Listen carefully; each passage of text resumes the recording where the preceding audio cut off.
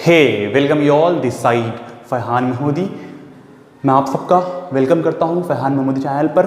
मेहरबानी अगर कोई दिक्कत है लास्ट वीडियो के अंदर कुछ सवाल पूछना है तो आप क्या कहते हैं, सामने मेरे इंस्टाग्राम हैंडल आ रहा है, ठीक है, उस पर जाइए, ठीक है, नीचे डिस्क्रिप्शन के अंदर लिंक मिल जाएगा, उस पर जाइए और मेरे इंस्टाग्राम इस हैंडल पे जाके मुझे डीएम कर दिए सवाल, या फिर क्या कहते हैं साथ में जाकर जाना तो फॉलो भी मुझे इंस्टाग्राम पे कर लेना, ठीक है, आपको नए नए अपडेट मिलता रहेगा।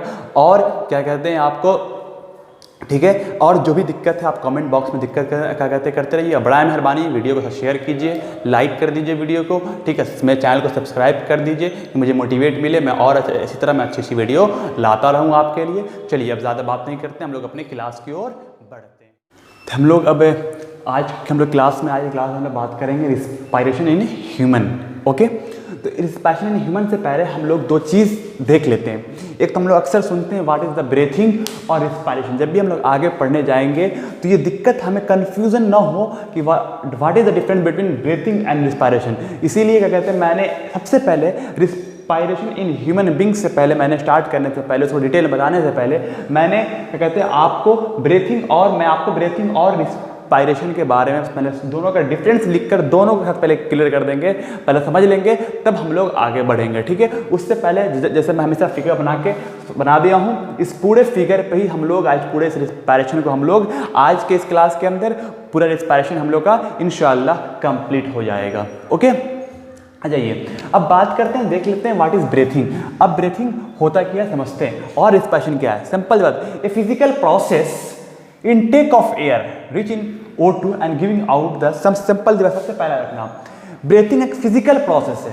ब्रीथिंग एक फिजिकल प्रोसेस है जिसके अंदर हम लोग अपने बॉडी के अंदर ऑक्सीजन लेते हैं और अपने बॉडी से कार्बन डाइऑक्साइड को रिलीज करते हैं। उसी के साथ जब हम बात करेंगे रिस्पायरेशन, एक बायोकेमिकल प्रोसेस है। कैसा प्रोसेस है? बायोकेमिकल प्रोसेस है जिसके अंदर glucose is oxide to CO2 and water along with the exchange of gases. क्या समझना, रिस्पायरेशन एक बायोकेमिकल प्रोसेस है विच ग्लूकोज, जिसके अंदर process in which glucose is oxide, क्या हो जाएगा, ग्लूकोज ऑक्साइड है किसके अंदर, कार्बन डाइऑक्साइड में एंड वाटर में। ओके, अगला पॉइंट कर रहा है, exchange of gas take place in mechanical process only. अच्छा, इसके अंदर जब रिस्पायरेशन इन ह्यूमंस के अंदर जब बात करेंगे हम ब्रीथिंग का, तो ब्रीथिंग के अंदर हम बात करेंगे जो एक्सचेंज ऑफ गैस होगा सिर्फ मैकेनिकल प्रोसेस से ही होगा। सिर्फ किससे होगा? Mechanical.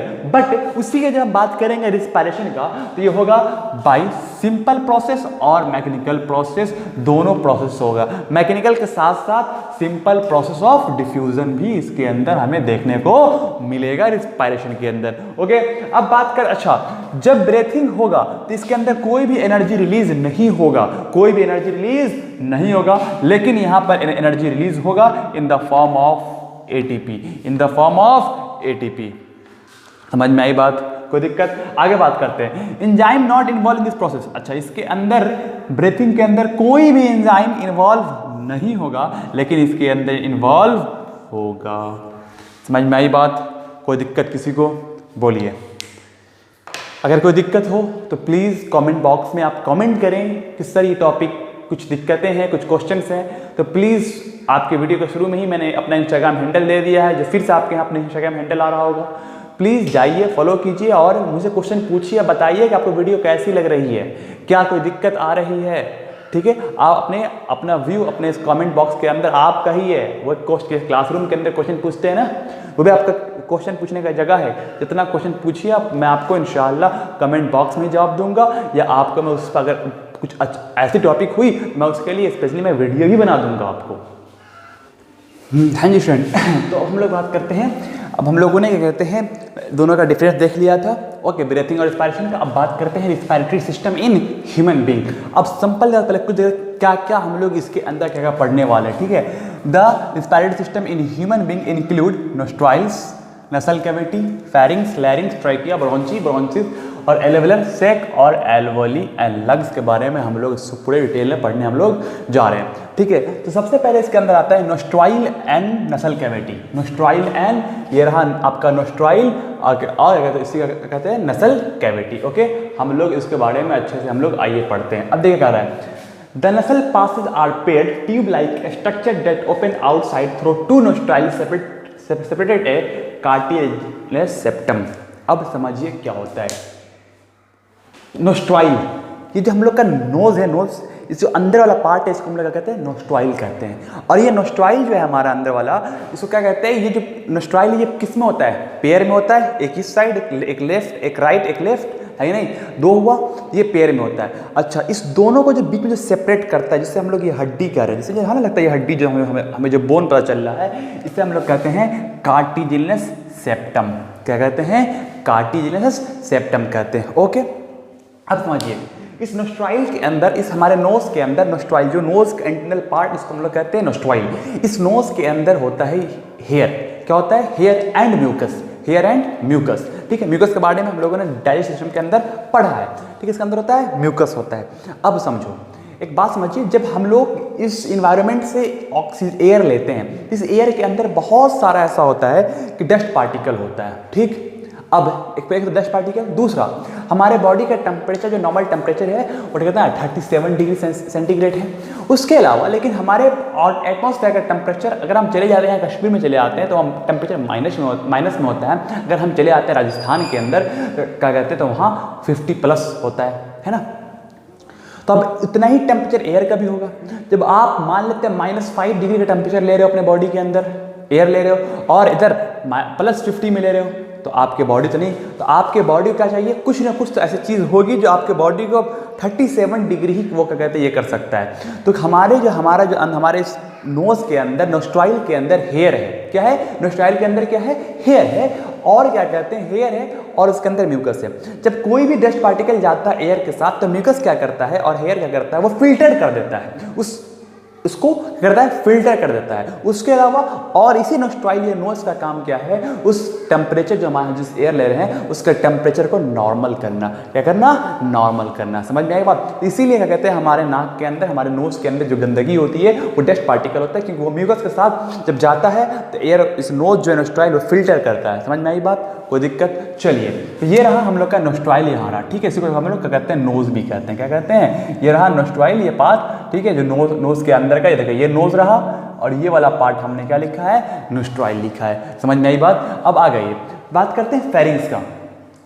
The pharynx is situated at the back of the mouth. Mouth के नीचे, माउथ के पीछे क्या है, फेरिंग्स है। क्या है, फेरिंग्स है। समझ में आई बात। अब आइए द फेरिंग्स, अब बात करते हैं। फ्रॉम द नसल cavity the air move into the pharynx. अब क्या कह रहा है, इस नसल कैविटी से, ठीक है, नोस्ट्राइल से, नसल कैविटी से क्या होगा, एयर मूव करेगा नोज में लिए, नोज के बाद क्या करेगा, ये माउथ है, इस माउथ के नोज के यहाँ मतलब इसके नीचे क्या है, फेरिंग्स है। ठीक है, फेरिंग्स है। तो इस नोज के बाद क्या होगा, वो पुश होगा, एयर पुश होगा, और वो कहाँ जाएगा, फेरिंग्स में जाएगा।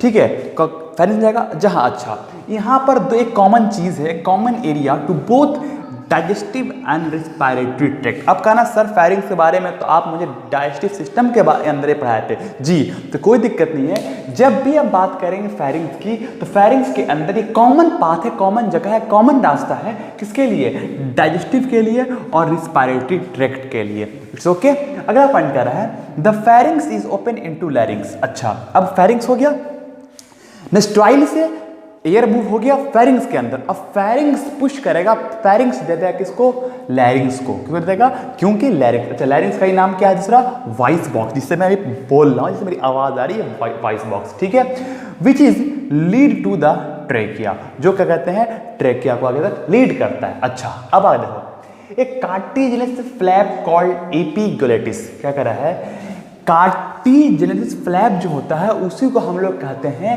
एपिग्लोटिस कहते हैं। क्या कहते हैं माय डियर फ्रेंड, एपिग्लोटिस कहते हैं। अब समझना, अब एपिग्लोटिस क्या करता है, epiglottis cover the trachea to prevent food और water from the entering the respiratory tract. क्या कर रहा है, जब हम लोग फूड लेते हैं या वाटर लेते हैं, तो ये जो है एपिग्लोटिस वो कवर कर देता है किसको, रिस्पायरेटरी ट्रैक्ट को। किसको करता है, कवर रिस्पायरेटरी ट्रैक्ट को, कि खाना या पानी रिस्पायरेटरी ट्रैक्ट में ना जाए, रिस्पायरेटरी ट्रैक्ट में ना जाए। क्यों कवर करता है, मैंने ऊपर ही पढ़ा, फेरिंग्स जो है वो क्या है, कॉमन पाथ है डाइजेस्टिव का और रेस्पिरेटरी का, ठीक है। तो क्या करता है, तो हमारे बॉडी में जो हवा को, ठीक है, जो हम लोग ऑक्सीजन लेते हैं, जो एयर वाला पार्ट है, जो एयर वाला पार्ट है और खाने वाला, तो क्या करता है ये जो है द एपिग्लेटिस, जो कौन एपिग्लेटिस करता है, उसको कवर कर देता है, ठीक है, कवर कर देता है कि खाना या पानी उस क्या कहते हैं रिस्पिरेटरी ट्रैक्ट के अंदर नहीं जाए। It's okay.